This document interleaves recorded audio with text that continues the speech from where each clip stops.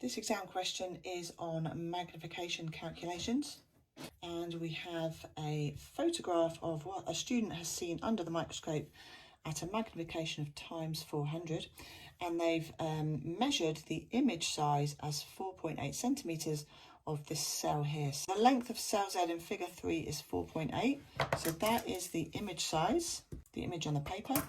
We have to work out the real length. So the real length is like the actual, as we learnt it in the videos. So this is I and this is A. So we have to give our answer in micrometers as well, which we can do right at the end. So we need to recall that equation that we learnt. Just draw it up here so we can refer to it. So image is actual times magnification. So we won't get a mark for just recalling the formula triangle. We need to actually write it. So the first step is that we can write out the equation, which is image equal to actual times magnification. But we are looking for the real length, which is this value here. So we need to do image divided by magnification. So now we've got the right equation, we can substitute our values in. So step 3 is to plug in the values.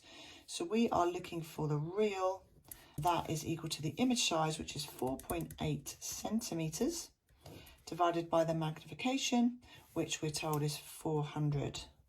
So step 4 is to do that calculation, which gives us 0.012, but it's centimetres because that's the unit we're working with at the moment.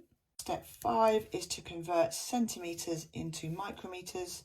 So 0.012 centimetres is equal to, first of all, let's convert it to millimetres. It's 0.12 millimetres because there are 10 millimetres in a centimetre.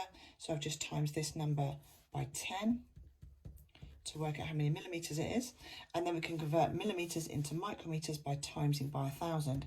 So 0.12 millimetres is equal to 120 micrometers. So I've times that number by 1,000. Now you can just times the whole thing, this number by 10,000, but I just wanted to break it down into 2 steps so you understood. So the real length of the cell is 120 micrometers.